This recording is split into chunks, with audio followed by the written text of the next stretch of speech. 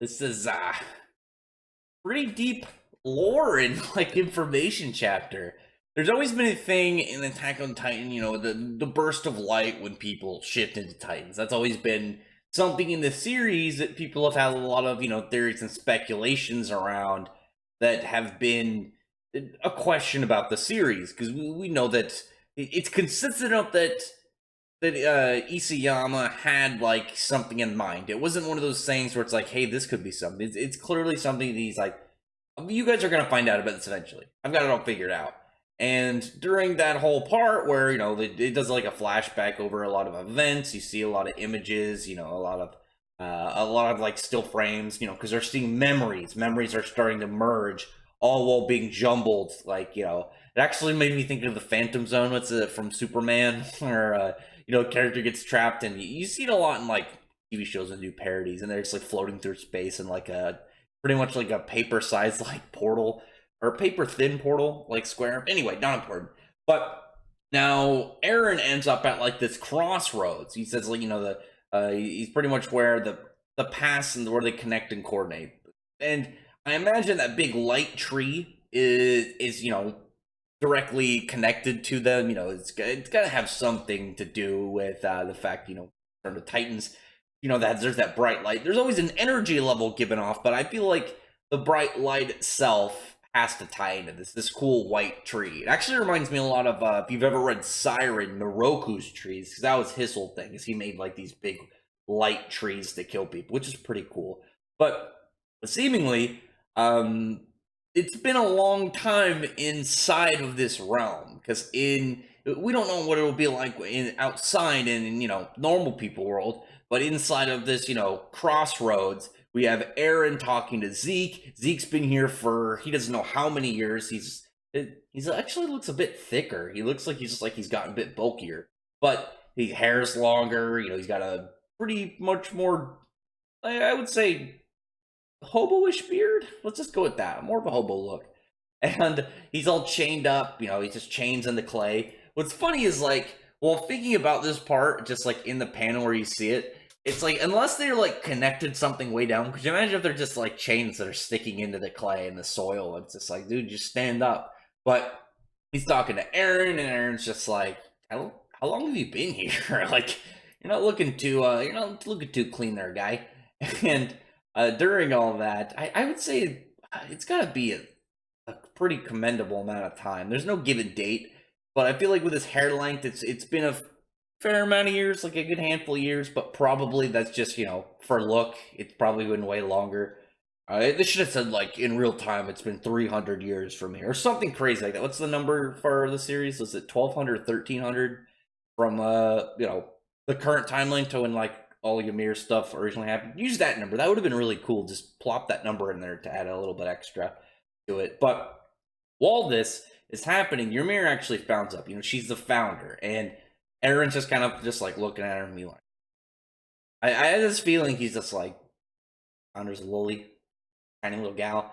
I did like this panel a lot though, because I liked the kind of like zone that it's in. One of the things that I always really love is I love scenery shots. I love landscape shots, and I really like zones that feel special. Like, especially like when you have a boss fight kind of like situation, whether it be the final fight of the series or a fight like a big fight of the arc, or even just like a big fight for like whatever character's in it, just to be in an environment that really kind of like hypes up that it's memorable.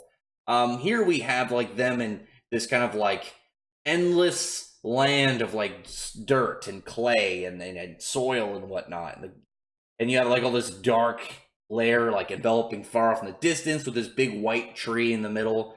At least I'm going to call it a tree. Like, maybe it's probably not a tree, but it looks like a tree enough to me. I'm going to call it a light tree. But I really love the scenery of this point. It just looks really cool to think about. It just like the idea of that one illuminated spot, and who knows how long, the light stretches out to before like being enveloped by all that dark layer around it. But while he's talking to him, he's talking about, what he's been doing with Ymir. He's talking about, how long he's been here. He's been chained up, and well, he's talking about is like, okay, now we can realize our dream. Zeke wants to make all of the Eldians sterile so they can't breed, because he's blaming the Eldians with a lot of the issues with the world.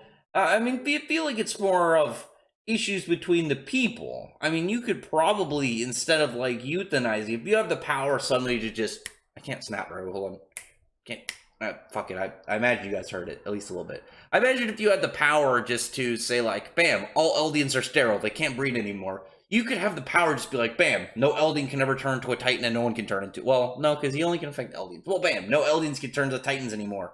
Unless, like, even if you wanted to, you could probably be like, unless specific conditions are met and only with these select few or something. But you could just say, no more Titans. And it would be like, well, you're just cutting out that big problem that apparently they're issuing to the world. Take that out, and you're like, bam, now they can just live their lives. But I was happy that Aaron was like, fuck no, I'm not doing that, you goddamn crazy. What's wrong with you? I'm not going to go euthanize all my people and turn them all sterile, non-baby having sad sacks of shit. No, I got this. He starts strutting off, and while Zeke's like crying, thinking about it. What's funny, like, I didn't think about till this moment. Like, imagine him sitting there and just being like, for how many years he just like, Aaron's gonna wake up at some point. We got this. We're gonna do our plan. This is gonna be great. We're gonna win it all. And it's like, he's like, finally, it's been decades, and he's finally gonna wake up. He's coming to. And then you're like, sweet, we can do this now. And he's just like, fuck no, I'm not doing your plan. I did like that part, but well, I also really like the callback, because when he asked him why, he's like, because I was born into this world, which obviously calls way back to, what was it, when Armin talked to him earlier, when he's like talked about wanting to see, you know, outside the world, and he's, you know, says, because, you know, I was born in this world, I have the right to see the world itself. But Ymir just walks past Eren when he asks for her power, and it turns out that this was pretty much a test. Zeke was testing Eren. He was seeing if the influence of their father was still in check. And while they were gone, and not really gone, while Eren was still like not conscious, Zeke pretty much, you know, built up a sort of like a friendly relationship with Ymir. He actually can like affect the soil and the clay around him to where he can manipulate. He actually made those chains, and afterwards he just crumbles them. He just, no, I overcame the whole aspect of you know, the renunciation of war, or what was it, the war renunciation, yeah. And essentially, now that he's not shackled by that, he was like, I'm okay, I'm gonna test Eren to make sure he's on board. Eren is like, screw that. But Zeke is just like, all right, no, I gotta fix you. I gotta try and get this issue that our father put in your head undone. He just shackles him, you know, the shackles just appear onto him in this weird, you know, little pocket dimension, or just other world, or whatever it should be. But while they're sharing memories, he's like looking through, you know, Eren's life. He's seeing like parts of him, what differ between them. And he's salty about it, you know, he's talking about like, oh yeah, he's much nicer to you than he was to me, you know. And obviously you would have that. You would have that like animosity to like, maybe not like, he doesn't seem animosity, a little bit of jealousy. Like, yeah, of course he's, you know, gonna be a little bit happier seemingly with your life after the failure of what happened with his last family. But no, it seems like Zeke, I'm curious how much he looked into Grisha, because only he could see so much, but I feel like, well, in this world, he should be able to look into his memories maybe a little bit. I don't know, I feel like it's within Ymir's power, but, you know, they are within Eren, so I guess he probably had to wait and was just making assumptions.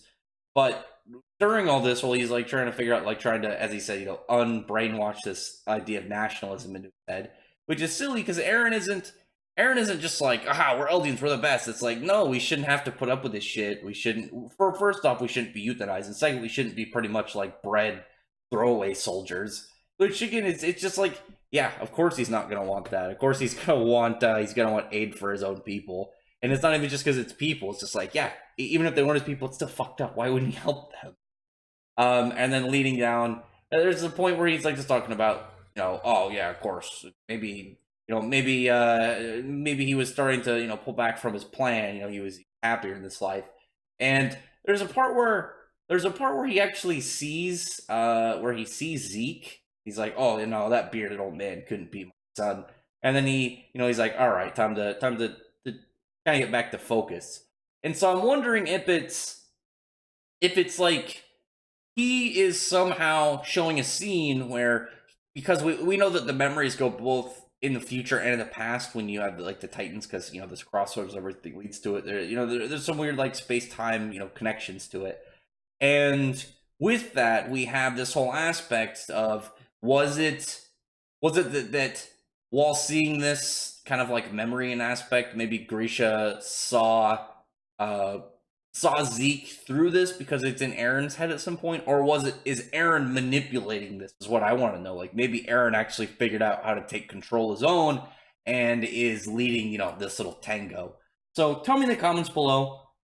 I've mentioned before in my videos, my knowledge in Attack on Titan, most of the chapters I've only read once. I think I've read up to like chapter 40 like twice, and then, you know, I have various chapters I've read randomly up to maybe like 2 or 3 times. For the most part, I've only gone through it once. So I'm gonna, you know, easily miss stuff. And like I said, call me out on things that you notice I said that are wrong, or maybe something that I'd be like, why didn't this happen? You'd be like, oh yeah, because of this thing, you forgot. Maybe, okay, whatever. But I am very curious. I'm very curious of that last page because I'm wondering if it's actually Grisha's memory of like him seeing this, or is Aaron, after figuring out a way to, you know, take control, is he manipulating him? Because, you know, it wouldn't surprise me if during all this somehow Aaron was able to pretty much like work in a way to take control, and then maybe explain it for something like maybe he wanted Zeke to show him, kind of be like, yeah, I wanted you to at least get to the point where you could demonstrate this ability or something, and I could just learn it from you and then take control because I'm smarter than you.